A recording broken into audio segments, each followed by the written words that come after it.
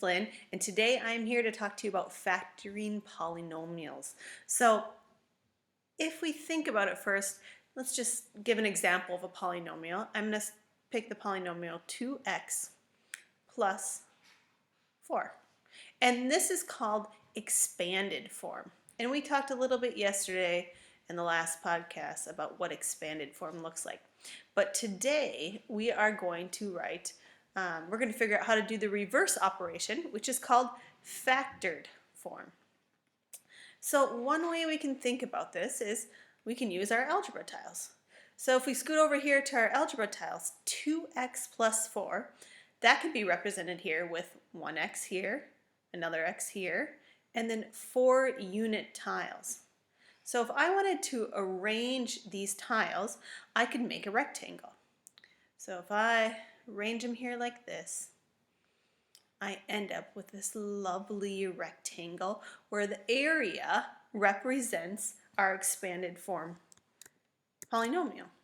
So I'll take this and bring it back over to our notebook file so we can, take a look at it.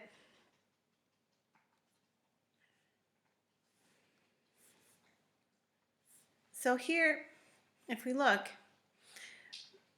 it has an area of 2x and positive 4. So we know that the total area is represented by our expanded form polynomial, 2x plus 4. Well, if I think about the length and width, which is how you find the area of a rectangle, the length here is x, and we have 2 units here. So altogether, we have a total length of x plus 2. Now if we talk about the width up here is 2 units, so 2.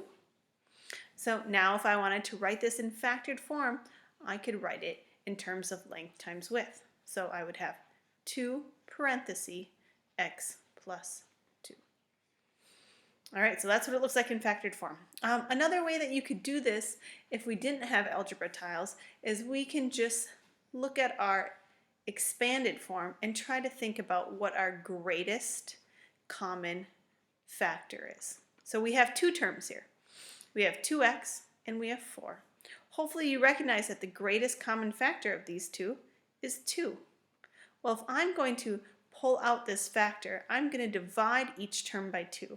So 2x divided by 2 leaves me with just x, plus 4 divided by 2 leaves me with 2.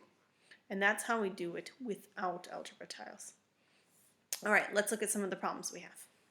Here we have 6m plus 9. Well, again, if you'd like, we can go back to the algebra tiles and think about how this is represented. Well, here it doesn't matter if it's m or y or x, but this is some variable here. So I have 1, 2, 3, 4, 5, 6, and now I have plus 9.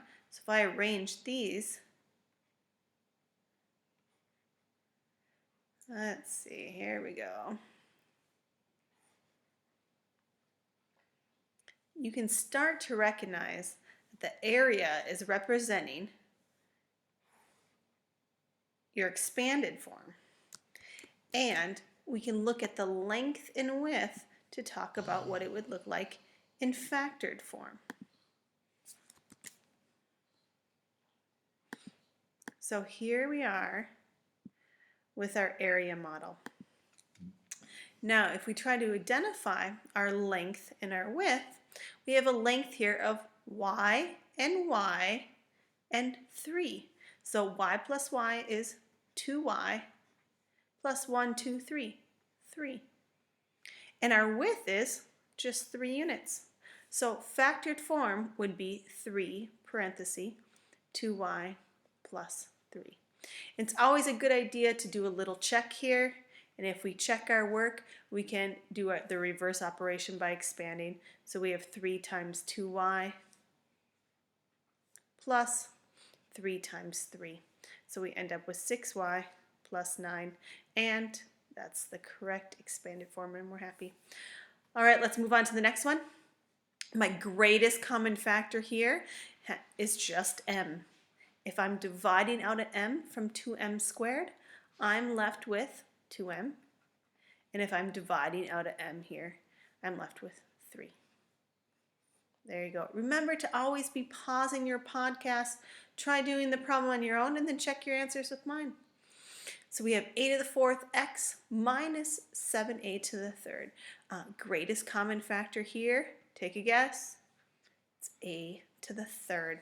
So I'm going to pull out an a to the third.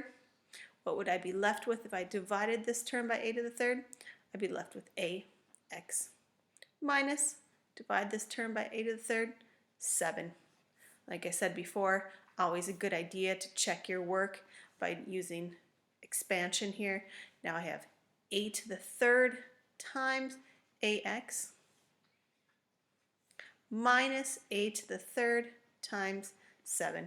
So this ends up leaving me with a to the fourth x minus 7a to the third. And yes, that's our original expanded form problem. So we're happy. All right, this one here, greatest common factor. Well, first you want to look at your coefficients. We have an 8 and a 6. Greatest common factor, that is 2. Then we look at our variables. We have a squared and a, well, that's a. B and b squared is just b. So our greatest common factor is 2ab. Then we will divide out 2ab here. We are left with a 4.